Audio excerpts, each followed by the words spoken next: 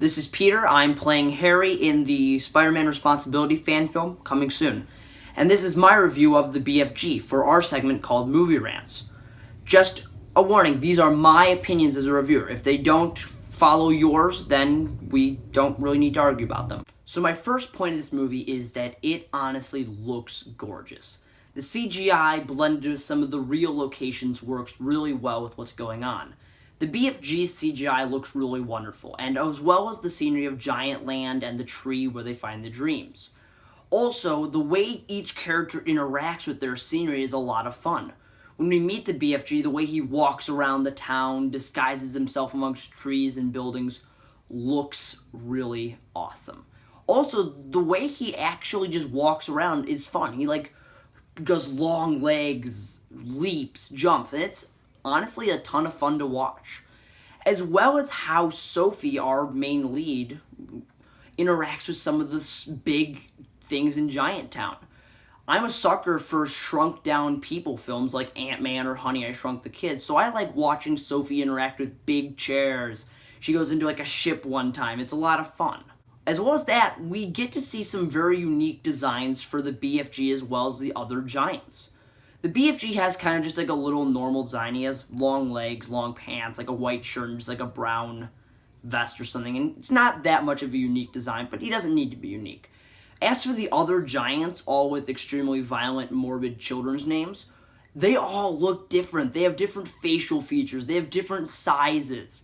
And every size is larger than the BFG, which is actually fascinating because when we meet him, we think, oh my gosh, this character is humongous. He just does this big arm reach into the camera. And I saw it in 3D, so I was like, that looked amazing. Second of all, the characters in this film are really good. The BFG, to begin with, is friendly, which he's supposed to be because he is the big friendly giant. But besides that, he does have this very big level of care for Sophie. He doesn't want her to get hurt because, as we find out, he has a trust towards her. And Sophie's interaction with the BFG starts off as kind of afraid, kind of what is this giant thing that's just taken me from my orphanage? But both characters slowly warm up to each other. They start to see who each of them are as people. And that leads to some really good tension and emotional scenes. Now, the BFG's interaction with the other giants is also kind of heart-wrenching. Like I mentioned, they're larger than him and they like to bully and pick on him. There's a scene where they actually just pick him up and throw him around. And that's terrifying as us because it's okay, we've seen how big the BFG is as a character, but now we've seen characters who are even larger than him and they aren't friendly. They aren't peaceful. They like to eat children. They like to eat beans, as they call them. Don't ask.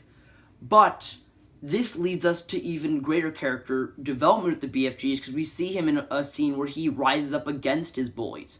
Not because he wanted to, but because he saw that they were going to hurt Sophie. So he realized he has to put his own fears aside to protect someone he loves. So that's honestly a lot of fun to see in the movie, and it's a great character development. Thirdly, the movie has some really good visual humor. There are some very childish jokes. There's some fart jokes that are kind of actually done pretty funny. But the best part is when the BFG goes to the Queen of England and they try to feed him. They try to give him a breakfast. So it's they pile a piano and then they have another desk on top of the piano and they have this big humongous table. And it's okay, where are we going to go from here? So then they give him a pitchfork, a shovel, and a long sword as utensils to eat. So then they get ladders and they put them on the sides of the table and they start bringing up humongous platters of 50 pieces of toast, hundreds of eggs, 7 fruit baskets, and it's really funny. And they give him a basin to drink coffee out of, and it's really visually hilarious. Because there's not a lot of speaking during the scene. We just get the BFG wondering what things are, spitting out coffee. So it's it looks really amusing. It looks really visually fun because once again, it's playing with the size of how big this character is. We kind of reverse him with Sophie because we got a scene where Sophie is going to be eating in Giant Land where everything is too big for her. Now we get a scene where the BFG is trying to eat in Human Land and everything is too small for him. And lastly, Gotta say, Spielberg loves his John Williams. And once again, John Williams does not disappoint. The music fits everything. It makes almost every scene sound even better, and you can feel the emotion throughout the music. John Williams, as always, for almost every Spielberg movie, I'm not even sure if there's a Spielberg movie without John Williams, does a really good job. Now, cons.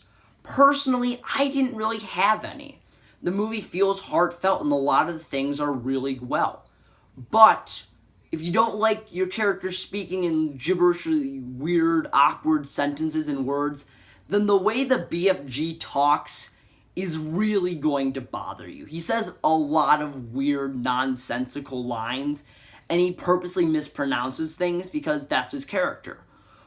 And if you really nitpick some things, a lot of the film's like moments could be like, oh, that's a cliche moment. I've seen that in like hundreds of other kids' films. Well, for me, a lot of the cliche moments are delivered with such real emotion and real feelings that you can just be like, okay, it's cliche, but it still felt real.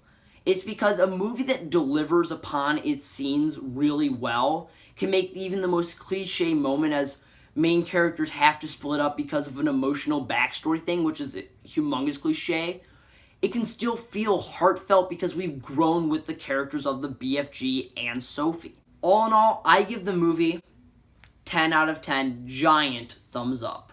My ending thoughts are, it's a really fun movie. I haven't read the book, so if you're someone who's read the book and go, oh, they didn't put in this scene, I missed this scene, I can't help you because I never read the book. So I'm judging this solely on my movie viewing experience, and that experience was really good. It was magical. That's my word for the movie. It's a magical movie. You feel like you're in this beautiful world. You see these wonderful colors. You get to experience this wonderful character, the BFG, who's just, honestly, he's just really friendly. He's just a really kind, heartwarming character. And honestly, I think that's something I haven't seen in a movie for a while. It's just a really heartfelt, warm, fuzzy feeling character. I highly recommend the film. It's a lot of fun. You should see it. A lot of people's complaint is that, oh, it's not the next Spielberg E.T. movie. Well, let the poor guy make a movie that doesn't have to be revolutionarily big. Spielberg's a good director. He's made a lot of good movies. About 80% of his work is amazing. Let him just make a movie for the sake of making a movie. And for that sake, it's a really good movie. I liked it. And if any of you people out there have any recommendations for a movie you would want me to review, comment them. I'll look at them. I'm not sure what movie I'm going to be seeing next. I heard I'm being dragged to see The Secret Life of Pets because all my friends want to see it, even though it looks really stupid. But I shall review that if I see it. Bye, everyone.